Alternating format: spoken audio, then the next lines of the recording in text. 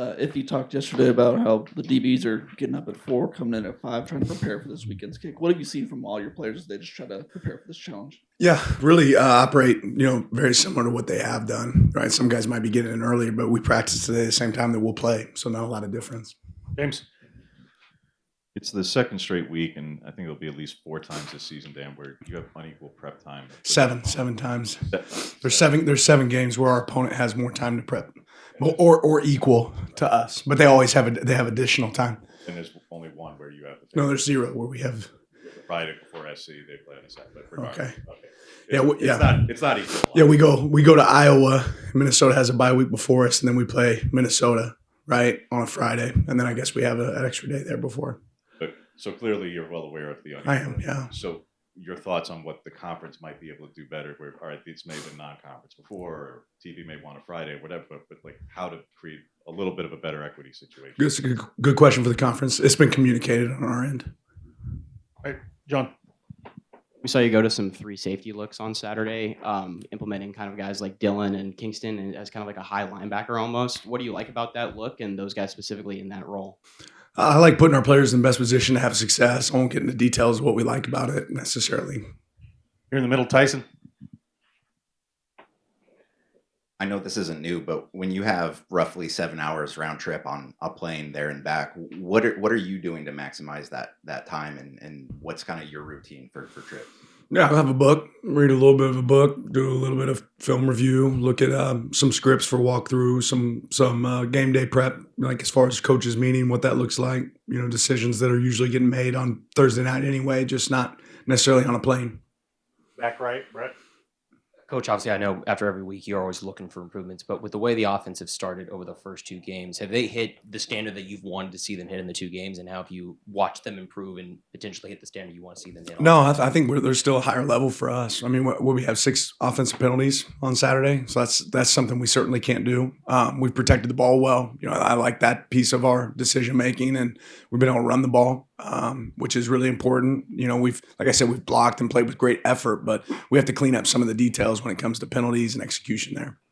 Eric, with such a deep running back room and all those players looking so strong so far, what can you say about Rashad and kind of his approach and what stands out with getting those guys ready? Yeah, I think he's done a good job. When that happens, when you have a room like that's that deep, there's going to be some reps on the field that maybe you haven't got as many reps on in practice of. You've had to get a mental rep. You've had to be prepped. We ask our wideouts to do, our running backs to do a lot of the same things our wideouts are doing. So they have to know multiple positions. It takes a lot of good coaching and a lot of good planning. James. The timing of this is awkward because it's in season, but they talk about the transfer portal window, the only one window in January. Ryan Day was saying it sounds like the majority of Big Ten coaches do not support it. They're concerned about the playoff implications. Just your thoughts on this proposal. I support one window more than anything. I've always been a big advocate of the season should end January 1st, right? So if the season ends January 1st and then you're able to figure out who your team is in January, I think that's ideal. I don't think it's ever ideal to have a portal while the season's still being played. But ultimately, I think it's better to have one window and not have a spring window. Right here, John. With the deep shot to Malik from Saturday, we saw you guys running that to multiple different guys in practice in the Ducks v. Them series, and then that was something that Dante talked about too. But that was an instance where Malik came in specifically on that series to hit that deep shot. So what do you like him? Obviously, we know about the speed from him, but what else does he do on those? Speed's pretty good, right? Yeah, I think he had, we also track our GPS for kickoff, throughout the game. And the first week we had one guy over 20 miles per hour on kickoff, which is not our standard. But I think this past week we had 6 or 7, right? So we ran faster this past week on the field, and that's what we have to be able to do. But there's a lot of things that Malik can do beyond just shots. Matt? There's a marked improvement of scoring in the first quarter from 2 games in this season compared to last season total, and also the first 2 games last year. What do you attribute that to? And I guess what do you make of your team in the scripted plays portion of your games, executing those? It's easier to score in the first when you start with the ball in the first. That's part of it, right? And we've started with the ball in both games. I do think we're doing a really good job with openers, right? And planning out our openers and what do we really like. So that's got to be something you continue to push and attack. James. With the unique setting of this one, there's a lot of folks, fans, and the public alike who are wondering if the inflatable duck will be making an appearance on Lake Michigan for this one. No clue. That'd be cool to see it out there. John. Doubtful. We've seen you guys bring Aiden Breland out for sub packages on third down and passing situations to get him as a pass rusher. What has he done to get on the field in those situations? Yeah, he shows twitch, has a lot of ownership of those roles for us, and hopefully we can create some more opportunities for him to get out there. In the middle, Tyson.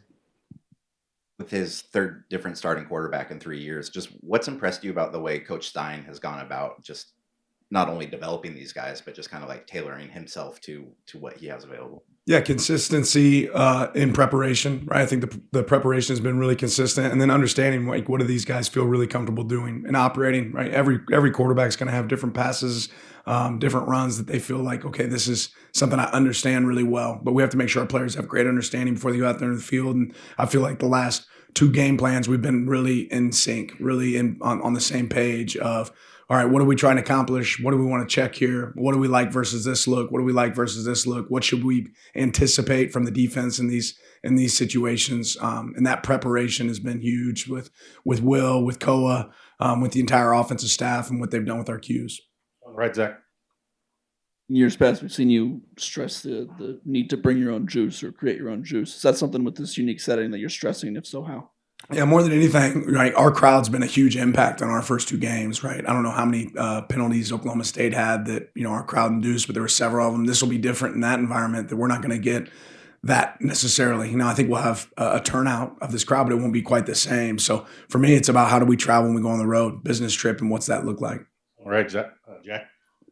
Can you speak to Coach Terry's ability to kind of take all these guys who hadn't played together and make them a really dominant unit, and how does he add to your coaching staff? Yeah, it starts with connection, right? Coach Terry's got an unbelievable relationship with players on our team beyond just the O-line, right? And those guys have a true brotherhood in that room.